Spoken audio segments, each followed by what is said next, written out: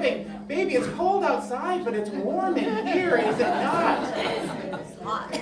It's hot. Ooh, I like that. It's hot with the fire of God within us. And it's hot in here. Thank you for the upgrade from warm. With the love we have for each other. I love that our warm hugs, our hearty hellos, that we aren't lacking a pulse in this center. We are people who are consciously living. We're excited about being here. We're excited about being alive and learning how to have a better life journey. So I'm excited we're here. We're going to get this place warm. We may have to open the doors soon. That's okay. To everybody online, we're glad you're here. Thank you for connecting. And it's a great time to be here on Sunday. We have second Sunday lunch after this. We're going to the Hills Gastropub. I have reservations for the patio. It's a little chilly, so we can maybe be indoors. We'll figure that out then. But we might, in the next hour, get so heated up that cool patio might sound good. So let's warm it up by standing up. Let's kick off our service in song and turn it over to our wonderful music program.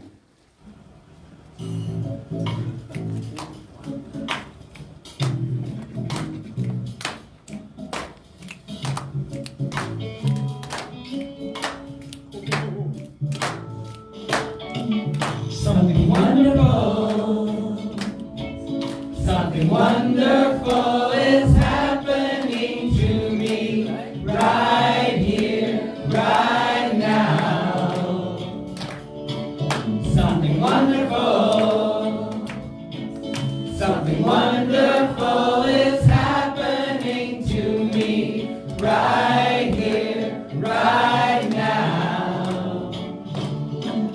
I can feel it in my body, I can feel it in my soul, I can feel it in my heart, and it won't let go. Something wonderful, something wonderful is happening to me right here, right now. I can feel it. Oh, sorry. Something wonderful is happening to me right here, right now. I can feel it in my body, I can feel it in my soul, I can feel it in my heart, and it won't let go. Something wonderful, something wonderful is happening to me right here, right now. Something wonderful, something wonderful is happening to me right here, right now.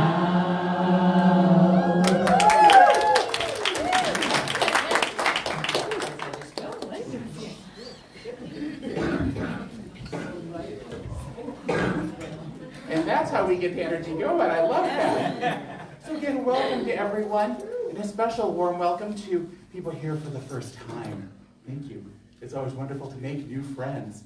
So we, every Sunday, go to our source material, the author, the material that inspired the creation of the center and our movement. That was Dr. Ernest Holmes. So every Sunday we share a reading from his writing, and today, sharing it will be Miss Anna. Good morning. Good morning. All right, I will be reading an excerpt from chapter 8 in this thing called You by Ernest Holmes, and it's about divine guidance. Divine guidance is yours for the asking. The answer to any problem which can ever confront you already exists at the center of your being. It is not enough merely to show that divine guidance exists. You must use it. You use it by consciously recognizing its source within yourself and by deliberately calling upon it, expecting it to answer. In order that you may not receive false impressions, you can test the thoughts that come to you. For instance, if you receive subconscious impressions having the slightest element of destructiveness in them, you may know that they do not emanate from a divine source, for life is not the author of confusion, but of peace. If you wish to be certain that the impressions that come to you are from the Spirit, Analyze them and see if they are of the nature of the goodness and peace which the Spirit must be. God never sets one man's opinion against that of another. God, being love, never wills hate or destruction. God, being peace, never ordains confusion. When a problem confronts you, take it into the silence of your consciousness. Instead of thinking of the problem, think of the answer. God does not have problems. Therefore, the divine mind is the answer to every human problem. Principles never have problems. Problems are solved by bringing them under the control of principles. The problem is dissolved as the principle flows through it to the correct answer. Mentally act and think as though the problem were only an argument, trying to convince you that you do not know the answer. It is your business to neutralize this argument, taking it apart thought by thought, until there is nothing left of it, until you reach a realization that dissipates it. The divine presence will guide, guard, and protect you. It will counsel you with wisdom. Its might and majesty will enter into your being. It will sustain and uphold you in everything you do. You will learn to talk with it, and you will receive direct, intuitive answers. Faith is the essence of this communion. Having recognized the divine presence as your guiding star of hope and certainty, be equally certain that you recognize the universal law of mind as your servant. This law is the principle you are to use. Your faith in this law causes it to act upon that faith, to bring into your experience those things you accept. All you need to be sure of is that you never use this law for destructive purposes. When you have complied with love, you can use the law without any sense of limitation or fear. Say, letting go of all previous mistakes, I know that today I am free and unhindered. I feel the operation of divine love and universal law in my affairs. I know that everything I am doing is governed by love and controlled through law. I am conscious that I am one with all people in love, in essence, and in joy. Thank you.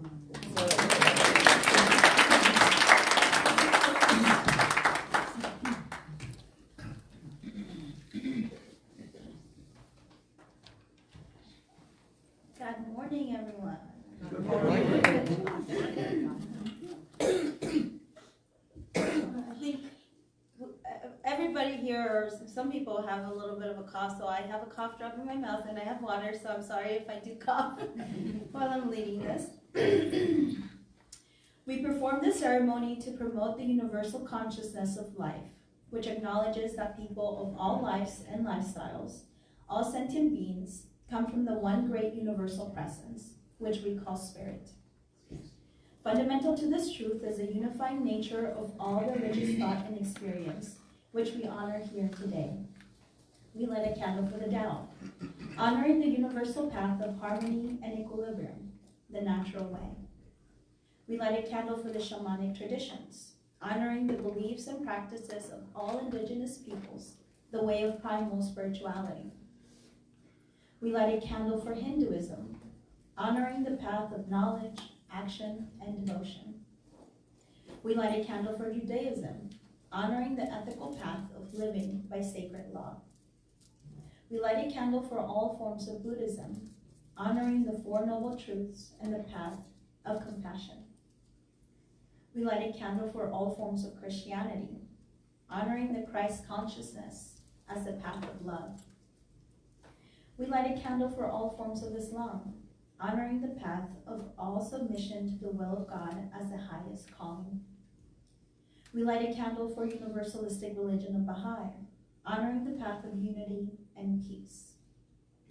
We light a candle for all forms of new thought, honoring the metaphysical path of mental healing through the practice of universal spiritual practices. And as Vernell lights the healing candle, please say silently, out loud, or put in Facebook comments the names of those you would like to hold in the healing flame of God's eternal love.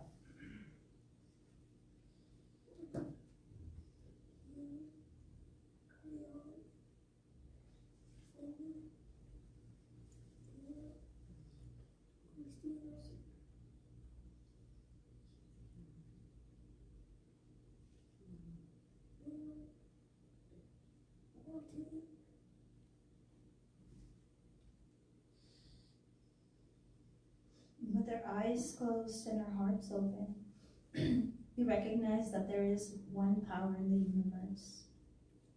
It is the power of love. It is the power of God.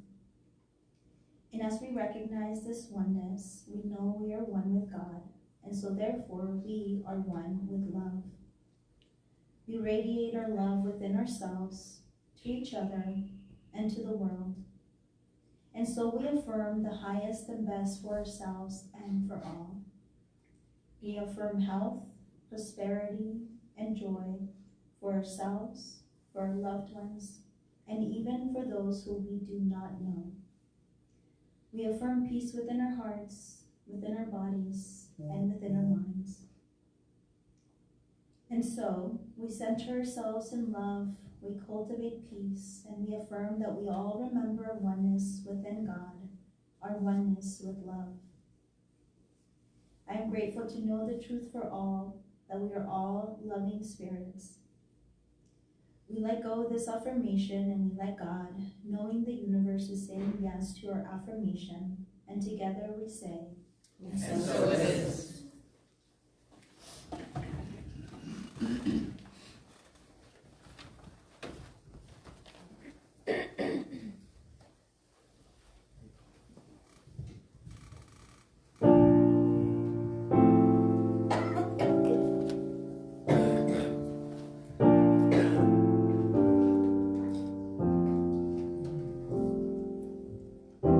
Every morning, the light keeps getting brighter as I wake up to the truth. And every day, I'm feeling so much lighter, and the world seems fresh and new. What I was taught and the way that I thought stopped serving me long ago.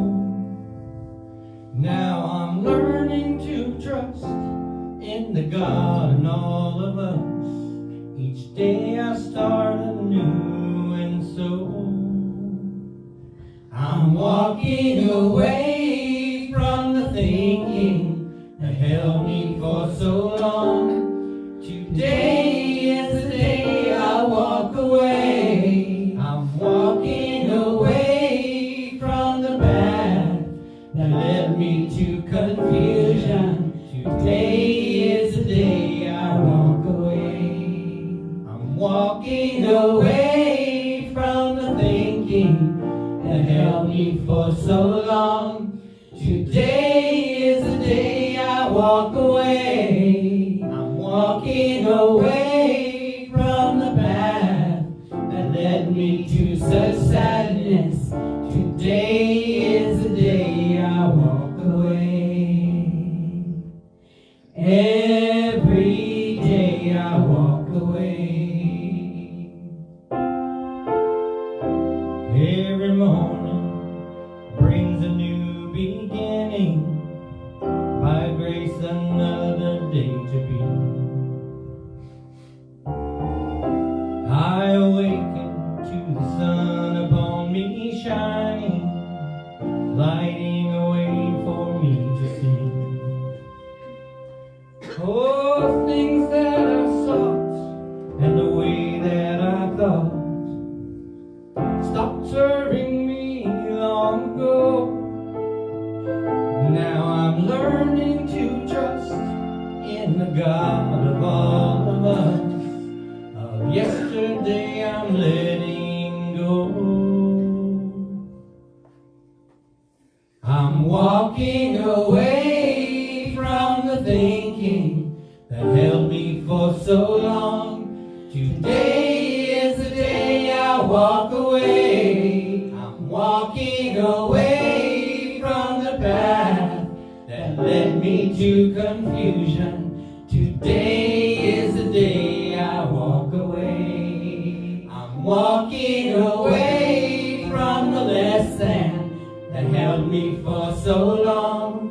Today is the day I walk away. I'm walking away from the path that led me to such sadness. Today is the day I walk away. Every day I walk away. Today is the day I walk away.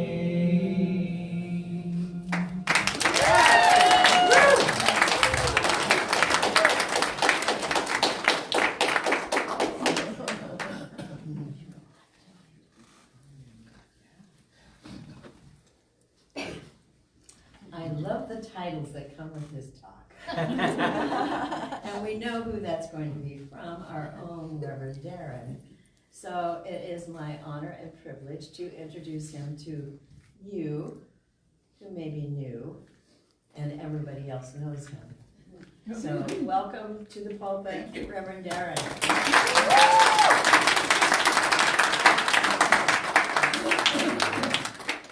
Good hugging. It was cute when Elia mentioned coughing and cough drops. You know, when I was in ministerial school, everyone thought it was all this lofty, beautiful inspiration, which it is, but it's also the time when the old ministers get to teach you tricks like hiding cough drops in the plants on the stage.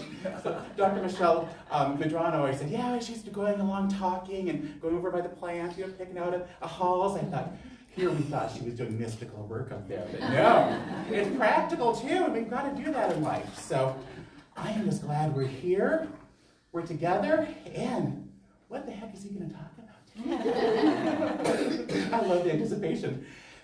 Because in life, I like to usually use two different descriptions for this journey of life. Either going to camp or going to school. One's a lot more fun, maybe, with a little bit more water, a little bit more trees, but don't those metaphors both work to describe what happens when we as souls come down into human form here on this physical plane for the experience of waking up and remembering who we are? To come here to grow, to come here to learn, to remember the beauty of who we are. The beauty of each other, the beauty of this world, the beauty of this experience. So that's what we signed up for. Did you know that? No. Are you having buyer's regret? Enrollment regret? Because how is school going for you? How's this new semester going for you? What's wonderful is today we're going to talk about how this soul school works and how it works in our favor. How it works for us to have the best life possible. And we need to learn this because last week we learned that, oh, God isn't some angry dude on a throne far, far away. We learned that God is a power and a presence within us, as us, all around us. This beautiful, electric intelligence and potential that's waiting for us to bring it into shape in our lives and in the world. But that also means, gosh, is that nebulous like God? Is that a school picture of God? You know, that concept becomes so big. And we're empowered when we find out that there's no more begging and pleading and hoping and all that stuff for an angry, distant God. That we get to have our upgraded version of God being one of love, one of generosity and givingness that is right here within us, as us. That's beautiful. Doesn't that feel better? Isn't that a God that you can see yourself working with? Or better than that, doesn't that feel like a God you can work with, love with, live with, dream with, create with? Because again, that is the point. We're called here to know how, learn how to work with this universe to have a better life. So, whether you remember signing up or not, whether you remember doing the spiritual paperwork on the other side, welcome to Soul School. It's a perfect time. It's, as I've said before, in Centers for Spiritual Living, we begin each year by going back to basics.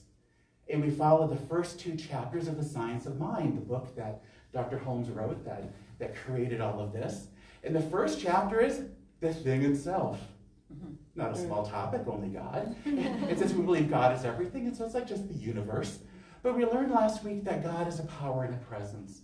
a friendly power, a friendly presence, again, found within us, as us, wanting to create with us, wanting to dance with us.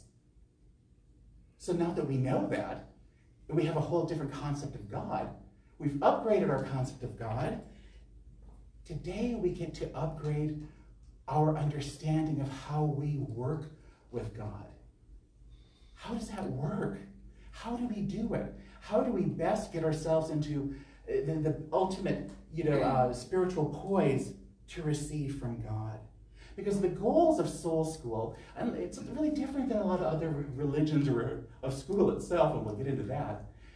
So many other traditions prepare us for life in the next place, or the life in the next graduation. And it kind of ignores our life now. And our version of soul school is saying, wait a minute, life is happening now, ladies and gentlemen. The party is on right now. That we are learning and growing and opening up and healing to enjoy life now. And will life be enjoyable on the next chapter, on the other side of the veil? Well, yeah. But we have to stay tuned. We're here to do this part first. So the goal of soul school is for us to wake up and enjoy our lives. Wake up and learn who we are, to bless our individual lives and bless everything around us. And why do we come to earth? It's where the good stuff is. Come on. It's funny how other religions make heaven sound great, but look at what we have here on earth. All the emotions and experiences and this incredible human drama that we get to drop into. Because we come into these soul suits, and we're kind of forced to suddenly, for me to be me, well, that's tricky, I've never been here before. For you to be you, us to be us, for them to be them. And then we're all coming together to learn and to grow. And that's powerful. And isn't it kind of mysterious and beautiful of how it happens that we go from the astral plane to the classroom in Calexico? How does that happen? How do we go from there to here? And it's beautiful how many spiritual traditions teach that on the astral plane, back where we come from, we're in a state of unity and peace and love, and everything is good. And that we come into this world with the best intentions to give and receive love, to grow in wisdom, and to contribute to all creation. That's lofty. That's honorable. That's wonderful. For anybody who thinks that this soul journey is boring, let's wake up to that. The richness that's there for us to make that difference in our own lives, in the lives of everyone around us. There's a guy I love reading about, a psychologist named Michael Newton, and he studies past lives, he studies reincarnation, but what's interesting, and John used to talk about this, he doesn't study the life people have lived.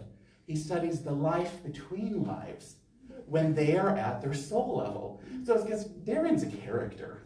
Darin's a character. How do we do that? It's a character I'm playing now, and I played somebody else before. Who am I really? And this Dr. Newton says that when he takes his clients into deep hypnosis, to when they can remember, they say that souls, before they incarnate into this earth, are filled with excitement and passion and a sense of purpose because they're coming to earth as kind of, he says, like excited students ready to be co-eds in this, college experience of life with a curriculum in mind about love. Everything revolving around love. They always mention love. How to be more loving, how to receive love more, and how to express life in action. Dr. Newton, he compares our soul experience coming into this experience kind of like medical students. They study, they go to school, they graduate, and then what do? Their butts hit the clinicals. They go to the hospital, they go to the clinic, and they learn and they grow. And he says, we arrive on earth with a kind of soul-level syllabus, a plan to grow through specific experiences, to strengthen virtues like kindness, empathy, courage, and forgiveness. That's beautiful. That's powerful. And it's interesting, I don't know if you do this, but when I read that, sometimes I'm like, oh, that's nice of them. Or for them, that concept, those people. Are you going to remind me? I'll remind you. We're going to remind each other. That is describing us. Every single person. All the people that we love easily, all the people we don't love easily, the people we know and the people that we don't know. It's simply that we forget who we are. And is that a bad thing that we forget? I don't think so. The great thinkers, so many philosophers, so many different religions and spiritualities say that our souls forget on purpose. And that works. I always say this in classes, if we remembered what life was like before, wouldn't we be a little bit distracted and want to go back to that? There's a story when my mom watches, I don't think she even knows this yet. I went to writer's camp in the Black Hills in South Dakota when I was a kid. And I was so ill. I was so sick. I had to tell them to call my mother, who was still in the region. And she drove and picked me up and delivered me from this serious medical experience. No, I remembered what home was like. I remembered my mom. To heck with that place. I was in with these strangers, people I didn't know. I wanted to be home, not at camp, because I remembered what home was like. So we forget from this level of our soul so that we aren't preoccupied. Can you imagine if we would remember what it was like? Wouldn't we be grumbling like, this earth is tricky? This is harder than it was before. There are mean people at the Piggly Wiggly. This is not what I signed up for. We have all these huge, beautiful intentions, and suddenly we're here and our toilets are backing up and the cat's puking and people are having fights with us. We're like, and we think that that's opposite of our growth, but it really is the growth. And we're also to kind of forget momentarily who we are and all that wisdom we have, and to unlock it and to dig it open. I love reading about descriptions of the other side, like a heaven-like plane where we know all of this, but coming into the human body gives us the chance to embody all these principles, to love in the face of adversity and in relationships.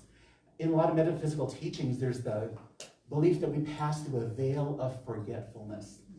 We've got it, we're good, then all of a sudden we pass through the veil before birth, and suddenly, not so sure anymore. It's beautiful how old this belief is. Even Plato, 2,300 years ago, talked about, in one of his writings, a description of all of these souls getting ready to come down into soul school.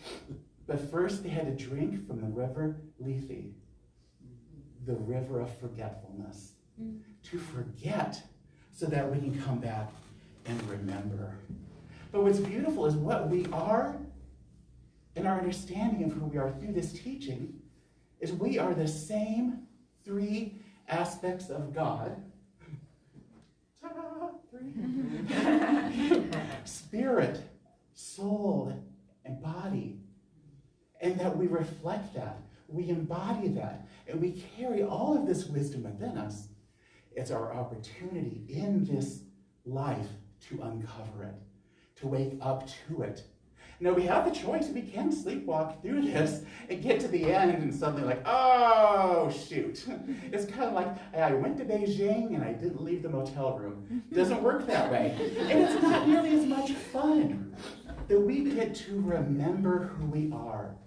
And again, this isn't a flaw. Dr. Newton says, in other words, not remembering our divine nature or past lessons forces us to learn by experience from scratch, which can catalyze tremendous growth in a short period of time, albeit through hardship. Okay, but it gets easier. That's the best thing. So, what do we do and what do we know? That the universe, this is the science of mind, quick elevator speech, that the universe, again, is an electric intelligence, that we're surrounded by this. It's this potential that's saying, yes, what do you want? Yes, who are you? Yes, what are you wanting to let go of? And what are you ready to bring into you, into your life? That we co-create, we co-author the script of our lives with God. Dr. Holmes said, life is a mirror and it reflects back to you what you think into it. And that's powerful. Sometimes students ask, life worked before I found this teaching, and it does. But it works even better with this teaching, to have a trained mind and to know that we're not just here to be passive observers, that we're here to be active participants, and that life doesn't happen at us, it happens through us. So we're taught how best to open up, how best to approach, how best to come at this school life with powerful spiritual practices, to remember who we are, to open up and to manifest, and that is beautiful. And I love that in spirituality versus in religion, we worry less about who God is and pleasing God, because God's pleased. God is joy, and we get to have the time and the opportunity to work on ourselves. That is what we're called here to do. So what I want to do today is I have 8 ways how this soul school, I can't speak today, soul school is different than other versions, how it works for you, and things to keep in mind as you progress in your spiritual path. To me, these are very comforting reminders, very comforting truths, and very powerful things for us to know.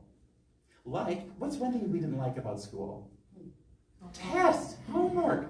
Well, there's homework. Okay, but who's at homework? Darn it! Okay, there is homework. But there are no tests. That is a powerful thing for us to remember when we're on our journey and something hard shows up. Heavy and dark, and it's icky, and we don't like it. Sometimes people think, well, this boulder is being placed here by God itself to test me. So I shall get used to it. I shall live with it and love it. No, we put it there. The feller is us. That we learn the power of our own radical responsibility. Most of the things that we experience, we place there through our own thought. And for those things that we didn't, that come from the group experience, through our own spiritual practice, we can heal that. We can reveal that. So we're not being tested by the universe. Because who tests us? Sometimes, there's that thought that the universe is a tricky, kind of scary place, kind of out to get us. And we remember here in the Signs of Mind that it conspires only for us to win. Dr. Holmes says, we may stumble, but there is always that eternal voice within us, forever whispering in our ear, that thing which causes the eternal quest, that thing which forever sings and sings. And its song within us is, you're beautiful, my beloved. Go forward. Let's create together. Open more. Receive more. And I want you to win. If we could put to words those feelings within us that were never tested. And my second one is already that it wants us to succeed. That is powerful. When I was becoming a licensed practitioner, the very head of the organization, Dr. Kathy Hearn, put out the message to us. Understand that when you come for your testing and for your licensing, we had to go in front of a panel and kind of be, we thought grilled. She told us, you are about to experience something new for you probably, where everyone involved wants your highest good, wants you to win. Isn't there looking to find a failure, looking for you to trip up, just waiting for you to stumble? No, looking for you to win, looking for you to succeed. And that was just a microcosm of the macrocosm of this universe that it's conspired always for us to succeed. That's beautiful, isn't it? That any journey we can start, we can know that the universe is already waiting for us to decide what we want. I love that reminder that when we say yes to the universe, it rushes up to greet us with all the power, all the wisdom, all the guidance we need and deserve to make something new and better. So that we are out here in this journey knowing that we're not being tested or we're not being worked against. Number 3, that there's no competition. I never liked competition in school. It's a trick sometimes in this human experience where we can start wondering what the other guy is doing. Well, what happens when we're wondering about the other guy? We trip. I know I do. When I start getting into my head about something else or a drama with somebody else, I fall out of step with myself. It's beautiful that we're all together, especially in spiritual family, but ultimately we're doing our work on our own, on ourselves, and that is beautiful. And not to worry about anybody else, not to compare to anybody else, and that there is no competition, and that the only way other people kind of show up on our path is to love each other and support each other. That is beautiful, and that's great to remember. Number 4 is, I'm not your teacher. I'm one of them, kind of. We're learning together. I'm your minister. But I love the message here that you learn, I learn, we all learn directly from the ultimate teacher, which is this universe. That you don't have to go through anyone or anything to receive prophecy, to receive those beautiful downloads of wisdom, to have everything that the universe could ever tell anyone. The universe can tell you. The universe can tell us if we open up, if we listen. And I think that's beautiful. You do not need me. You have that direct guide right to God, to the one teacher. Number 5, that all instruction is one-on-one and self-paced. Thank God for that. But there are times, we can just whip on through stuff. I was really good at reading in school, really good at literature and all that stuff. Math, not so much. That we're not under a deadline, that we're not needing to go at any other pace in our healing and our remembering than what's good for us. A little bit of time outside of our comfort zone, sure. But again, that we learn directly from God. Maybe some of you might remember that I went to not a 1-room, but a 2-room country school when I was a kid. And I was the only kid born that year in that part of the county, so I was the only kid in my class. And I learned with the teacher sitting down at a table. She taught me how to read, she taught me how to count, she taught me how to do math and how to do science. And I really benefited from that. And that's how our own spiritual learning works, directly through God within us. And yes, God will show up as me, as friends, as sources, as teachers, as authors that you love, but it all comes directly from that deep personal relationship you have with the great teacher. And I love that. And number 7, there is no big and no small to this universe. Ooh, let that land. Because sometimes we think, yeah, I've been doing well. I've had just these little piddly things I've been working on, and here's this big whopper of a problem, and it's going to be harder for me. We might think harder for God to handle. No, God in the universe knows no difference between big or small. It's only us, our small thinking, that we can take to the universe a huge obstacle, battle, healing, experience, whatever it is that we're working on. And it says, okay, good, here we go. The same as if we were manifesting a really great lunch, manifesting that next really great movie. That there's nothing that requires us to force or to push. Actually, when it's a bigger thing in our own mind, we're called to open up more, trust more, and to let it come through. And number 8, may this lift you up, and may you remember it when things get hard. That the answer from the great teacher is already yes. That we don't need to convince the universe that we are good people deserving of love. We don't need to convince the universe, your God, that we are ready for that next adventure, that are ready for that healing in our body or in our minds and our lives, that we already know. And that the answer is already yes. The only person for us to convince is ourselves, and that's a little bit of work, but a lot easier than talking that old concept of the angry God into having a new experience.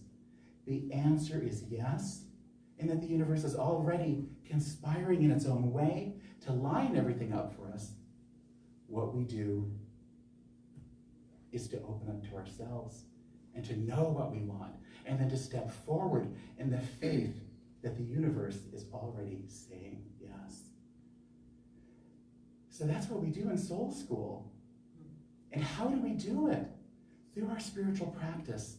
All of those practices, meditation and affirmative prayer, that can help us get back onto track, onto remembering that we are spiritual beings, not mere humans, that we're here to love and to enjoy this life, not to be tested, not to be trialed. And that we have within us, not far from us, but right here within us, a power that can create planets. So definitely, can it create whatever it is that we're wanting? Yes, it created us. Can it heal us? Can it lift us up? Can it inspire us? Yes, it can. So we come back to the center, back to remembering who we are. And so for this upcoming semester, let us do that to a deeper degree than ever before. You know, it's really easy for us to talk about and to read about our spirituality and then to not put it to work. That we have this great universe-wide cosmic engine of potential wanting to create with us. Let's put it to work, put it to play, to create within us, to create all around us, to lift up our lives and to lift up the lives of everyone and everything all around us. That's the beauty of Soul School. That's the beauty of you as beautiful students in this journey, awakening to your power, to your magnificence, to the potential of the universe saying yes through you always. And so it is. And so it is. Thank you, beloveds.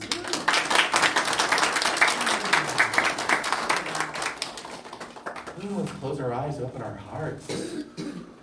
And I know our souls this morning have heard something that's inspiring a shift of letting go of what hasn't worked, a shift of letting go of a stage, a place, a season in our lives, of stepping forward into a new experience, a new chapter or an entirely new book of experience, of turning to that power within us and all around us that again is saying yes, that knows the perfect way for us, to lift us up, to transform us, to heal our minds, to accept an even greater experience than we could have ever dreamed on our own. We are open to this. And this morning, the universe is hearing us, hearing our dreams, hearing our intentions, and is saying yes to us, wanting and being ready to turn to it, to work with it, to create beautiful lives in 2026, not only for ourselves, but for the world, for we are agents of change, again, for us and for everyone around us, lifting up our world with us in consciousness.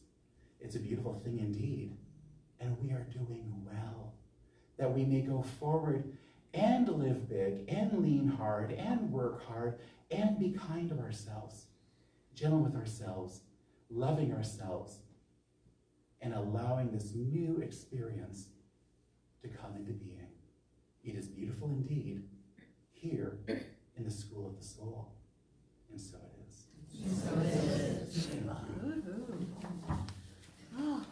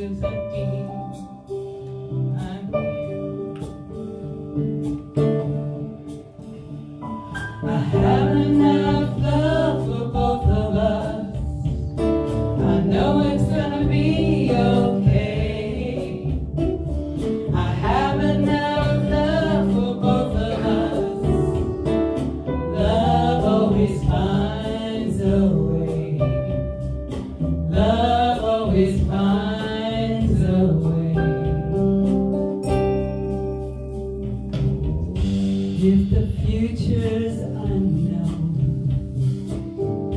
and the past overgrown, I will cradle your soul. Don't fear, don't fear. Though you don't have an answer, may not know where to go. What you need is inside you. Just trust, and you'll know. Have enough love for both of us. I know it's gonna be okay. I have enough love for both of us. Love always finds a way. Love always finds a way. I'm your light in the storm. I'm your call to come home. I'm your beacon of hope. You can count on me. You can count on me. I have enough love for both of us. I know it's gonna be okay. I have enough love for both of us.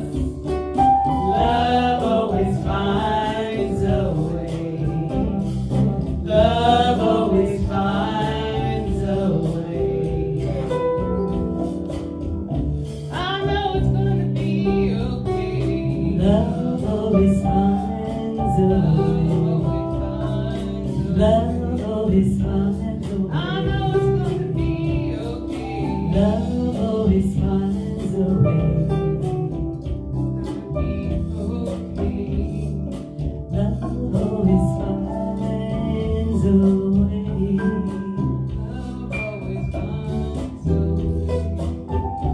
Gonna be okay.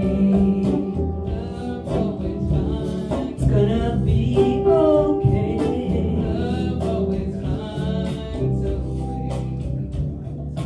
Love always finds a way.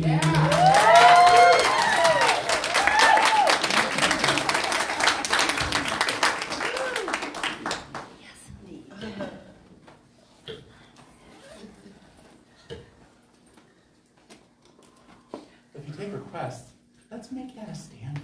I love that song. Let's make that one of our when we pull out once in a while. Beautiful job, ladies. Wonderful. And now it's our time of giving. What a wonderful opportunity for us to be able to personally and individually come together and to support our center and for the work that it does. So let's take our offerings and let's declare, let's know this beautiful affirmation together. That divine love consecrates my gift. It goes forth to heal, to prosper, and to bless. It is evidence of my conviction that God is the source and substance of my supply. I joyously contribute to the vision of this center, knowing that it returns to me multiplied abundantly, and so it is. Okay, I'm waiting for everybody to sing with us on this. Okay? This is the fun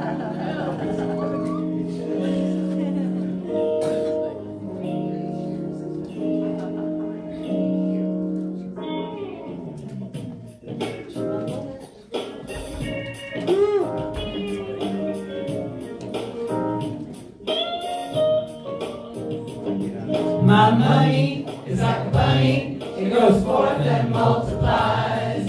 I send it out and let it go, it comes back to me in time. My joy is overflowing, I know God is my source.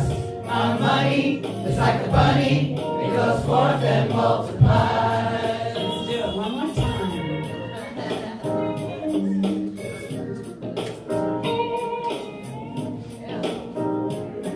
My money is like a bunny, it goes forth and multiplies. I send it out and let it go,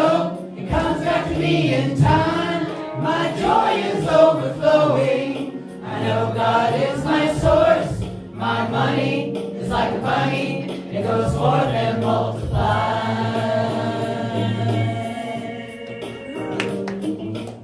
Woo! Yeah. And if that is not a sermon in abundance right there, and prosperity, that what we give out comes back to us multiplied, and not just in the form that we give. Ooh, it comes back to us in all kinds of forms, even those ones we didn't even know would delight us. So thank you for your gifts.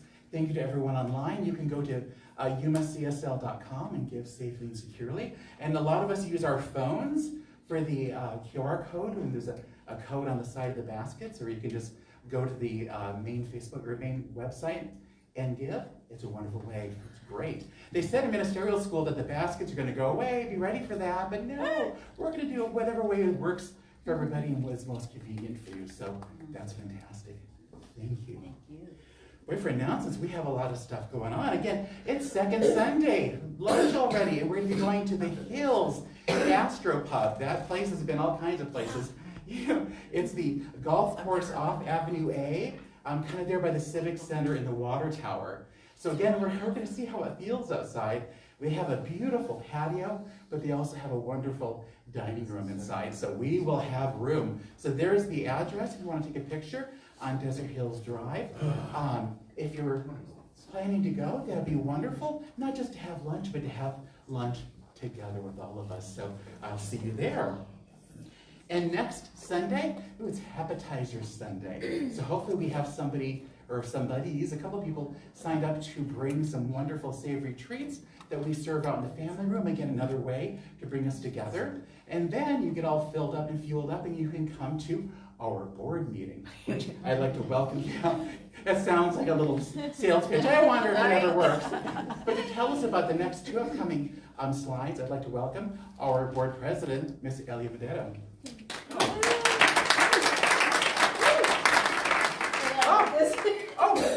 I thought you guys a prop. That's good. Good thing it didn't spill. Oh, it's holy now. Yes. So our first board meeting of the year is already happening next Sunday. And we're very excited because we're going to be talking about new board members.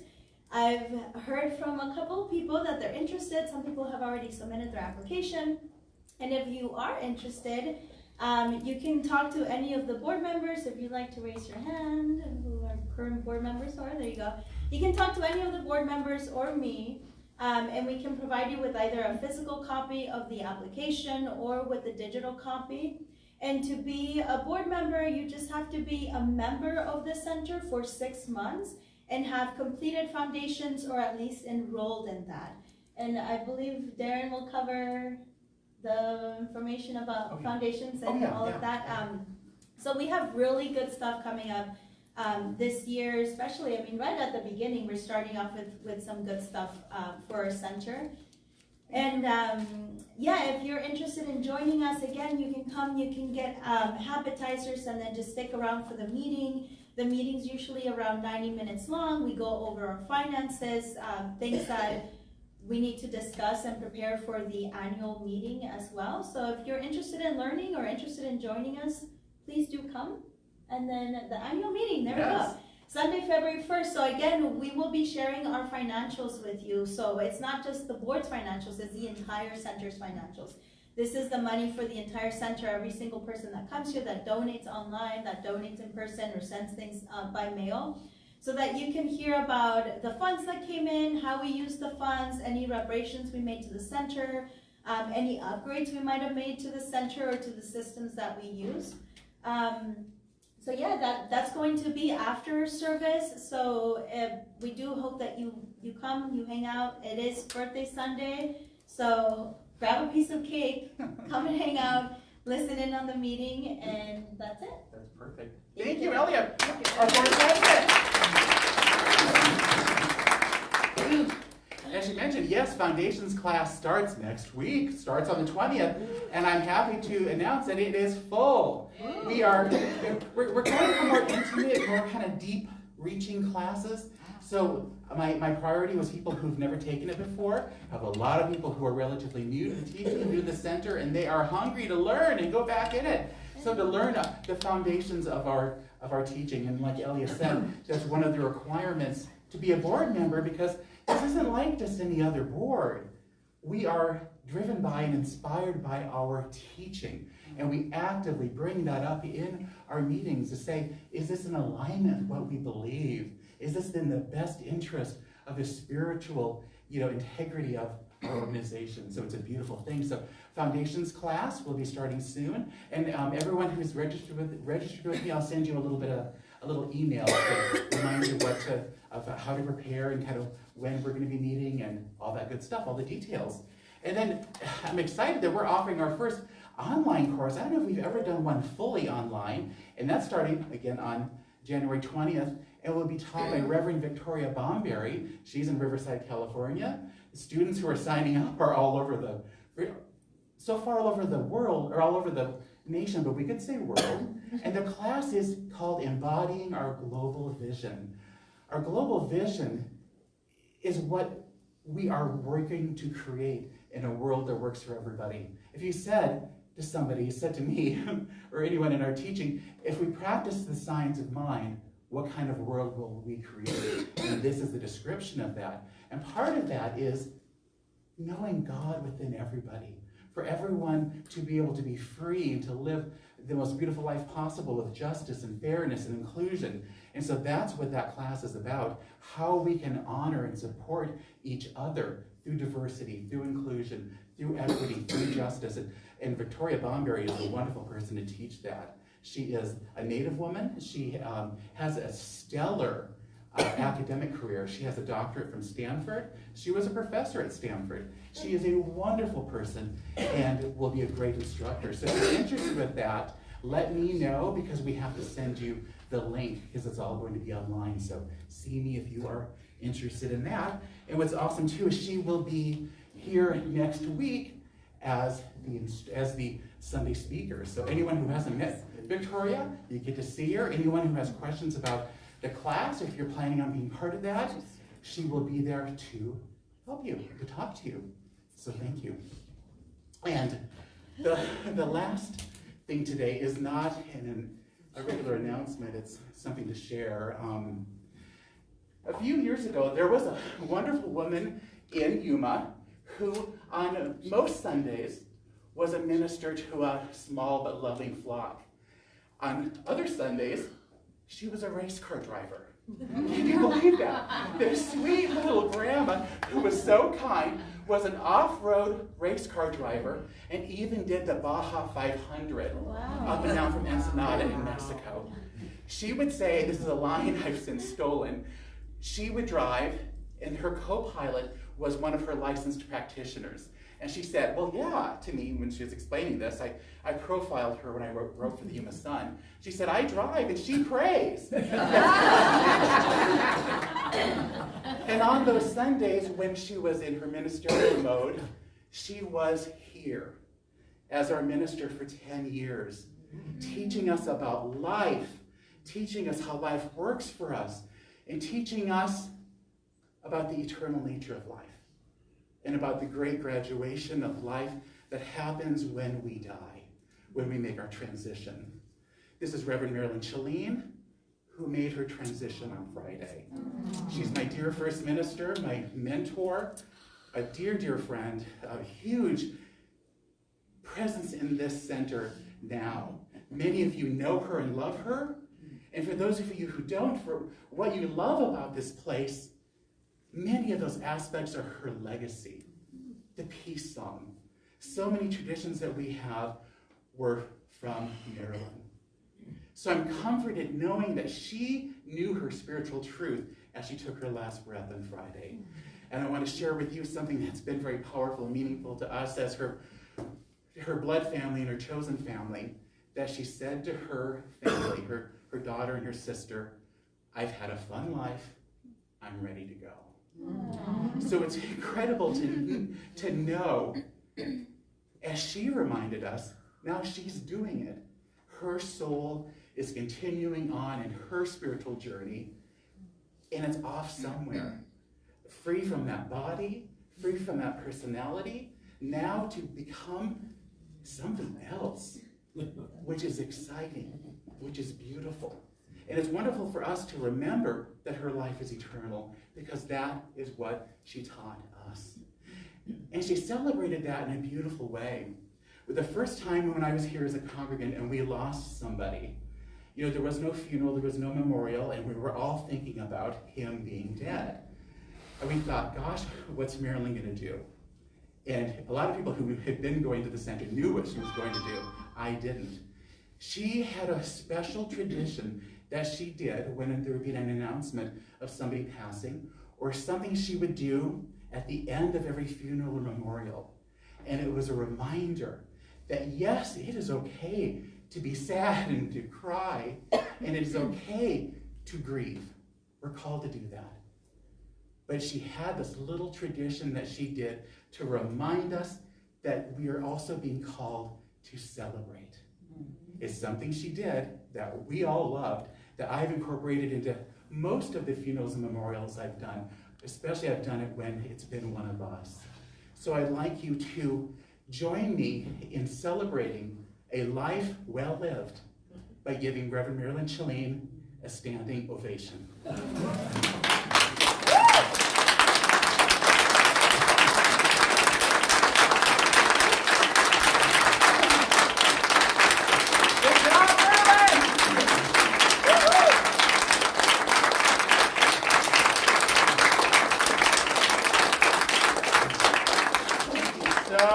Much. And let's do what she would tell us to do and invite us to do. Make a big circle, as we always do. As in the tradition I've been taught by Marilyn, make a circle, hold hands, and sing our powerful song of Let There Be Peace on Earth.